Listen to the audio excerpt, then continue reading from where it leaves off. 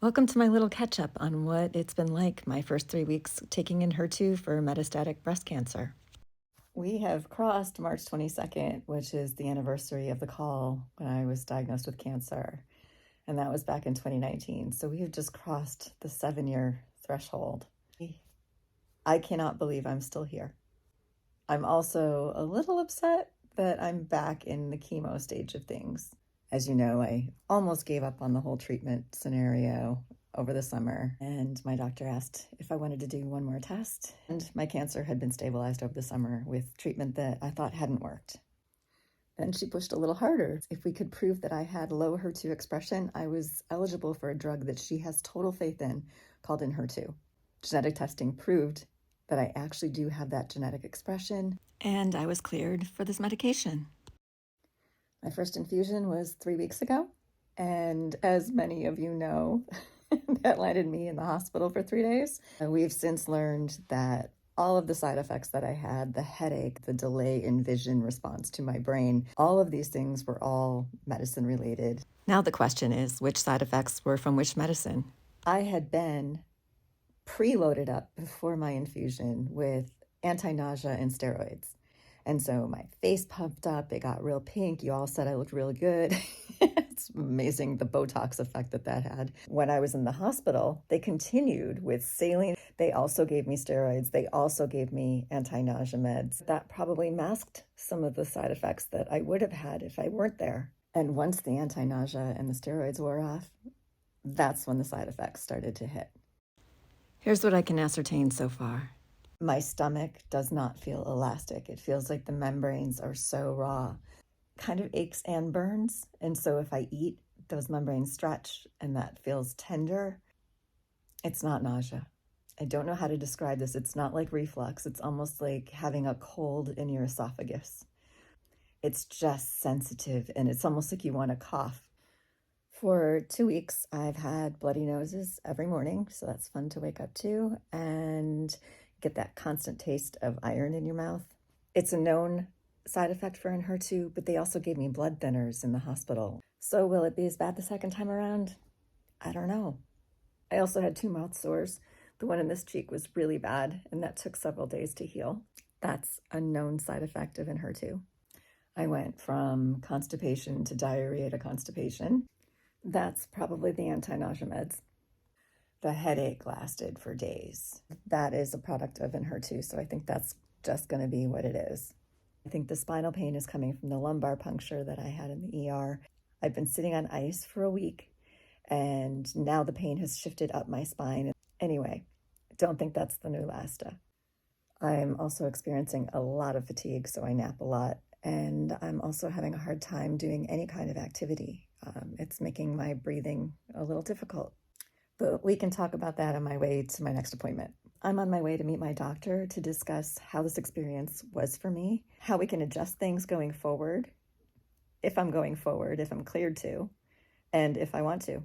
I'm looking at where I used to ride my bike 14 miles, no e-bike, just pedaling, and now I can't walk to the mailbox and back to my house without trembling, wanting to just completely lay down, can't get the coat off fast enough and sit. A little note on IVs for those following along. Many of you had suggested I get a port, and I had a port when I was on chemo before. I had it for 18 months. It was poking my vessel of my heart. It was so uncomfortable. The day that I got that thing out was the happiest day of my life. We kept sending me in for CT scans to make sure it was inserted properly. It was just annoying. So I was trying to avoid that if this medication didn't work. I have really good reason to reconsider. We got my tumor markers back. I have not felt hope in 6 years. I am feeling so hopeful right now. Oh, that's not true. I was hopeful in 2024 too. The only time that anything seemed to be working was with Kisqali. That's an aromatase inhibitor, so it really blocked the estrogen. I've often told you my cancer is super estrogen hungry. Once that started to take hold, my tumor markers were going down so much that they almost went down to 0, and I was so excited. And they told me that this medication on average lasts 2 years, could be more. Some people have been on it for 10. I was like, I'm going to be super hopeful and shoot for 20. Yeah, I got 7 months. That February when I went for scans is when we found out that it was no longer working and tumor markers were swiftly on the rise, which is why they gave me the death sentence of last fall. I'm proving them wrong. It's been a little bit of a roundabout journey to get here, but here we are. So let me show you the actual numbers. In just 2 weeks on this medication, we've completely flatlined in terms of what the tumor markers can measure. So in 2 months, I jumped 6 points, and then a month later, I jumped 60. In just 2 weeks on Enhertu, we nearly halted that rise. This graphic shows my hope in Kisqali, when things had gone awry in my abdomen, the meds I took in summer and October, but the side effects were horrible, and now Enhertu. My CEA marker was also pretty stable for a good 2 months, and then all of a sudden it spiked by a third. 2 weeks after Enhertu, it didn't just flatline, this one dropped. So awesome improvement, but at what cost? I feel like I'm only getting really like 1 week that isn't horrible out of 3. I'm not loving that track record, but maybe we can change that. All of this is a freaking experiment live in your body. There's no way to know what the hell to do until you start doing it. A lot of you call me a warrior. The cancer speak around like fighting terms. I hate it. I know a lot of people who feel this way, where we're doing things because we're afraid of the alternative. That's hardly feeling like bravery in the moment. It feels more like choosing the lesser evil, that you're just trying to survive. So I don't feel like that term applies to me. I feel like I'm afraid 9 times out of 10. I'm not afraid of dying. I am afraid of the pain of dying, and I'm afraid of the pain of treatment. So that's what's pushing me right now. So, all right, I'm here. Let's see what happens. So first I shared with my doctor everything I've shared with you. Then when I was told to get a brain MRI, and we hadn't had one in a long time. That's scary, and you're waiting, and then, oh my God, they think I have brain metastases. Right. I'm not sure where I'm going to fall this time, but we'll see. Interesting that you said this time. I mean, you think this is working, right? Like, I mean, just from the tumor markers, it appears. Well, it works in over 90% of the people. Why shouldn't you be in the good part? For once. I'm like, this is going to work for me. I don't know why I feel it, but I do. So do I. So do I. Okay. We got me set up for a port. We scheduled 4 days of saline infusions after my Enhertu to kind of mimic the washout that happened when I was in the hospital. We did a pulse ox reading before I walked up and down a hallway, and then after, and since it had dropped, we sent me for a CT scan just to make sure that Enhertu wasn't causing lung issues, because it's notorious for chemical pneumonia. Once that came back clear, we are a go. Before infusion day, it's my job to get myself prepared. Tim's getting the dogs ready. We're gonna head out soon, see how this whole next adventure goes. I am still so beat up from being in the ER that I've got bruises everywhere. There isn't a vein left to tap, so we have to go in through my hand. This is way more sensitive than any other vein. And as careful as Tanya is putting this needle in, I could feel it poking me through every ounce of this infusion. After the anti-nausea and the steroids were in, we were doing a quicker rate of flow for the Enhertu this round, until my wrist to my elbow felt like it was on fire. They slowed the rate down and that helped, but I couldn't wait to get out of this chair. I'm home. Feeling a little not wonderful. It was just an emotional day. There was the denial that I got for my Garden 360 test that made this medication possible. So that's after an appeal. But that was upsetting, because it's just like, how many times do you have to beg? I mean, Garden 360 sent in like a 175-page document saying that this is better than getting a biopsy. The results are quicker. The biopsy that I did get went in just below my ribs. The pain lasted for a month. They didn't even get a sample that could show that I was viable for this. This test turned it around in 10 days. And they're saying it's experimental and unproven, and it's such bullshit. It's also just really hard to have that vein reaction that I did. It seems so stupid. But I swear, I just get this like PTSD response. And then I get super amped up. And then it just gets really hard to come back down. Well, hello from day after infusions. Face is puffy again. And I have my IV all packaged up. You know, this was a tough one. They have it in my hand, putting my fingers or even moving my wrist. It all makes that needle poke right into that vein, but it's a good vein, so they didn't want to try again. The 4 days of hydration, I'm not going to do that. I asked if I could just do Pedialyte and got the go ahead for that because they can only keep this in for 3 days. Yesterday, today, tomorrow is Saturday. They're not open on Sundays, so I'd go in for an extra day of hydration on Monday, which means a new IV. Not interested. I can't get my sleeve over it, so I'm in the same clothes as I was in yesterday that I also slept in. So we're taking this bad boy out, and I'm going to get some new clothes. The good news is, on April 8th, I go to get my port installed. The first time they administered Enhertu, it was 90 minutes. That was to make sure I had no adverse reactions. They could stop it before the full bag got dripped in. This time, it was supposed to be 30 minutes. But that rate of flow was so painful that I had to have them knock it down by half. I can intellectually understand what's happening, and the nurses can explain it to me as much as they want to, but it feels like there's something going wrong. Because what I found was a bump where they must have had an IV when I was in the hospital, and that was the most painful. And I was like, is there a clot? So as I sat there in tears, I had one nurse disconnect the IV, put some saline through to make sure that that vein wasn't plugged. She proved to me that it was still flowing in both directions. But what I really needed more than that was what Tanya was able to give me, and that was, it's okay. You can come down from this emotional response.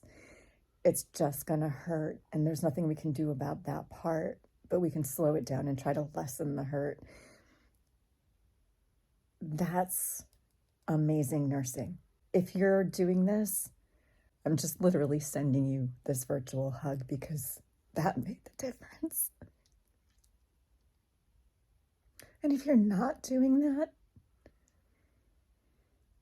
please consider it. That's all I have to say about that. The thing about putting a port in, you don't have that same vein reactivity. There's more musculature to the vein. And then also, because it's going straight into your heart, it's getting mixed with new and old blood. So the dilution is more than just being in your vein in such a tiny little spot. It's definitely going to be better. I just hope I'm not annoyed for the rest of my life by this stupid thing poking at me. Every breath would just be like, there it is again. Thank you for sharing your stories. Oh, there were so many. There were so many. Some of you starting treatment, some of you wanting to quit treatment, some of you having been there for other people and learning along the way. But the one that gave me the most hope, you told me your story about how Enhertu for you was so difficult and that you did 2 infusions and you were so sick that you swore it off and your doctor encouraged you to do 1 more. And you did, but it was a lot, and so you stopped. What gave me so much hope was hearing that you did just these 3, had your CT scan and found that your tumors had shrunk to the point where I think it's 2.5 years since then, and you've not had any more, and you're still with us. Thank you for sharing that. That is huge. To the gentleman whose wife is trying to get on this medication, I hope you can. My oncologist said that Enhertu is in drug trials right now, that they're finding success rates even in 0 HER2 status. All that has to happen next is to be published. I'm really hoping that more people can try this, and I hope that you have a doctor who is so willing to work with you on how to manage the side effects. I'm so limited in what I can do right now. My intent is to ride this for as long as I can before it starts hindering another summer in Alaska. Oh, speaking of Alaska, we are going back for the hooligan run. If the fish don't come at the same time, I don't care. I just want to see my friends. fish or not. Our friend Tim kept track of the last 10 years. So we averaged dates by picking a specific week, and we hit 60%. And then my friend Edie said they always come in on the highest tides of the season. And it fell in the window that we were looking at. I think we might nail it. Can I just talk a little bit about the feeling of hope again? My last infusion in New York is going to be middle May. By the end of May, I will be at my strongest. And we're going to take that trip across the country to Alaska that we hoped the trip would have been when we left Alaska. And that was just a grief-filled mourning event. So we get to do it again. And Tim has this whole list all planned out. I get to go back to Yellowstone where I was a winter wolf photo expedition leader. And in May, it's the perfect time to see the wolf packs coming to feed mom as she's still in the den. And if you sit long enough with a scope and we know where these dens are, we'll get to see the little ones coming out. So it's so exciting. We're also going to Bear Rock, or, as White Man named it, Devil's Tower, which is so important to more than 20 Native American tribes. I was so moved by the prayer dolls that they would bring, and like shamanic hope and medicine for themselves or for the people that they love, to kind of be able to tap into that, honoring the environment and receiving the gift of that. High on the list. We're also going back to Theodore Roosevelt National Park, where they have wild horses and bison and these incredible rock formations. Do you know how nice it is to be making plans again? Long term? Yeah. Okay. Tim's about to bring me breakfast. We've been dueling it out for who's going to do what for one another. Right now he's counting steps, so he wants to do everything, which is good because I can't get my hand wet. For now. I will take care of him. I will. That's looking good. I know, but I can't. Okay, I'll bring it in. It's coming in. It's landing. Thank you. It has landed. It has landed. Thank you. Love you. Okay, as I was making this, I got a notification in my portal that the CA 15-3, I showed you where the 2-week mark was. The 3rd week mark just came in. If this doesn't look like a nosedive, I don't know what is. It dropped over 40 points. Oh my God. And I just had another infusion. So it's only gonna... Didn't I, buddy? Oh my God. This is amazing. I gotta go show Tim. So this is out. I had to end it.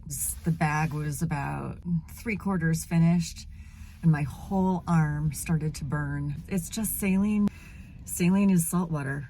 After I've had this medication really irritate that vein. When they slowed the rate, it dropped the pain from my elbow to my wrist, which was good, but my hand just was throbbing and I kept thinking it's 5 after 3. At 3:15, I have to get my Neulasta shot and they can't do it a minute before because it's 24 hours after the medication ends. I made it to like 3:11 and I'm like, by the time she gets this all wrapped up, it'll be time for my shots.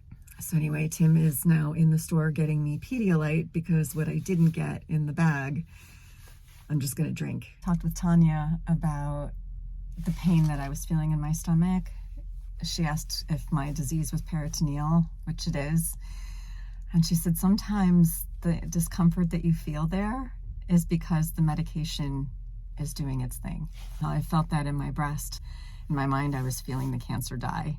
And then my body had to consume and take away all those dead cells, right? So that could be part of the pain that I'm feeling. I still feel like it's the membranes in my stomach that just do not want to stretch. Steroid face. Oh my gosh. When I spoke to Tanya and I showed her a tumor marker that had dropped, she was like, that's really nice that you have them so close together. Most people wouldn't know this. Usually you test for tumor markers 1 month apart. You don't do it this frequently.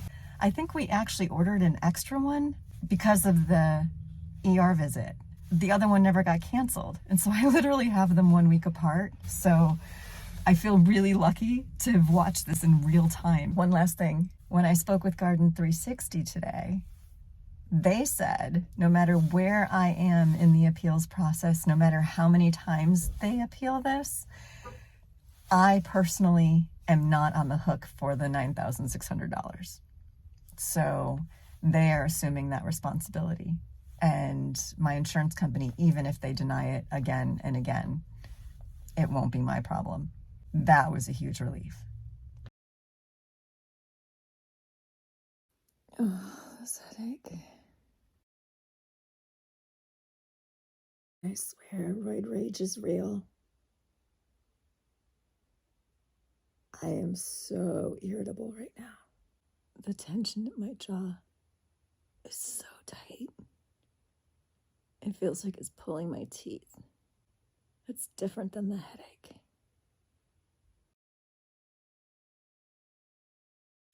So I'm settling in after being up a bunch today, feeling a little bit better with my headache. My jaw doesn't hurt as much, but my tooth feels like it's so loose just from all the tension that was grinding it in place. The only thing out of the ordinary that happened today was I felt like I got gut punched when all of a sudden I had this sharp pain in all of my ribs at the exact same time. So my thought is that the Neulasta, which is supposed to pump out more red blood cells as chemo tanks them, that comes from your bones. And so you get a lot of achy joints. My ribs haven't hurt since that happened, but now my hips are just aching nonstop. So hopefully that'll ease off soon and I'll be coming at you upright in the future. But for now, I'm just going to say good night and I'll talk to you soon.